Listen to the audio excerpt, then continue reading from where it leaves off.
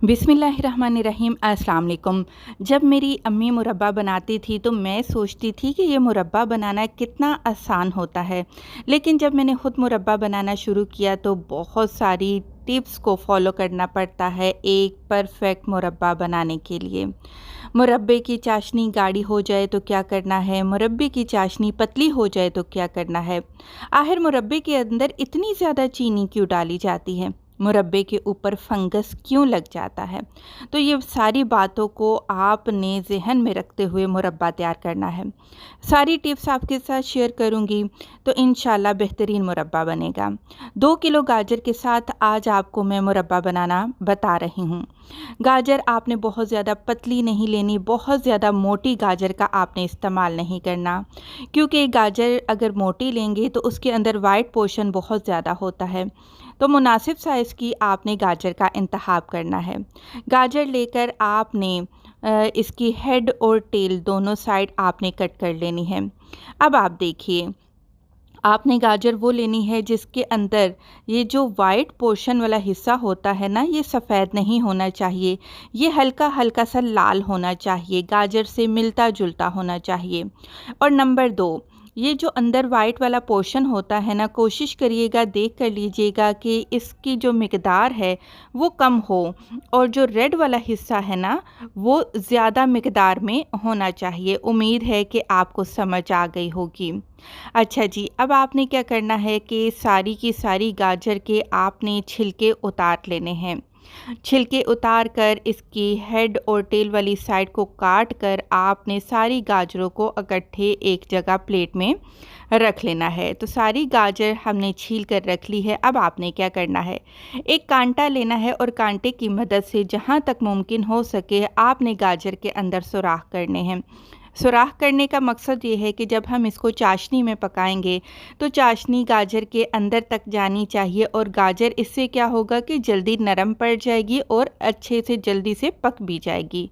जहाँ से गाजर पतली है 2 इंच का टुकड़ा काटिएगा, और जहाँ से गाजर मोटी है वहाँ से 1 इंच की मोटाई के बराबर आप गाजर को काटिएगा।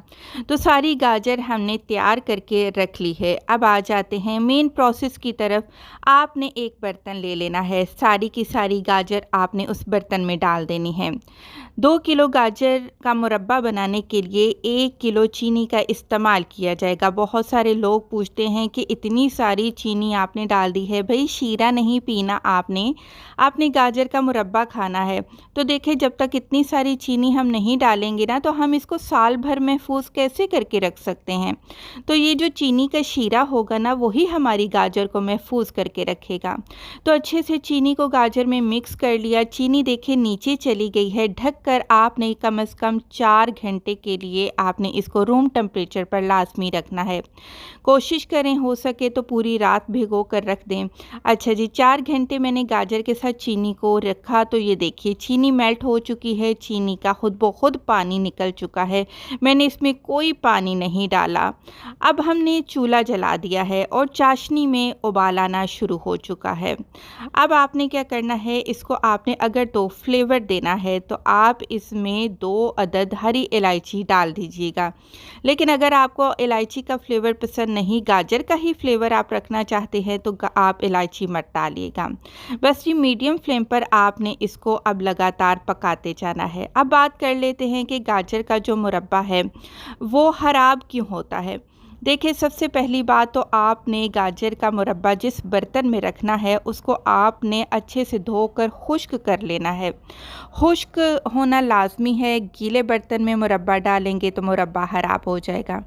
नंबर 2, गाजर को चाशनी के अंदर डिप करके रखना है। जहाँ से भी गाजर चाशनी के बगैर रही तो वो गाजर का मुरब्बा उतना हिस्सा उसके ऊपर फंगस आ जाएगी।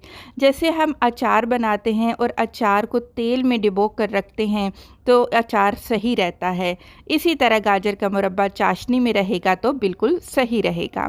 अच्छा जी, 10 मिनट पकाया है और अभी देखिए कि चाशनी के कतरे बहुत तेज़ी से गिर रहे हैं। तो अभी हम इसको मज़ीद पकाएंगे। 5 मिनट तक मैंने इसको मज़ीद पकाया। बेहतरीन तरीका क्या है चाशनी को चेक करने का, आप चम्मच के ऊपर उँगली को आप इस तरीके से मसलिए और इस तरीके से अगर एक तार की चाशनी बन रही है तो इसका मतलब है कि चाशनी बिल्कुल परफेक्ट तरीके से आपकी तैयार हो चुकी है। यानी कि इतनी चिकनाहट होनी चाहिए जितनी कि शहद की होती है। अब जी बात कर लेते हैं जी, जो चीनी है वो दोबारा अपनी असली हालत में आ जाती है, तो उससे बचने के लिए आपने टाटरी लेनी है। टाटरी आपने 2 चुटकी इस्तेमाल करनी है, इससे ज़्यादा इसको इस्तेमाल नहीं करना है।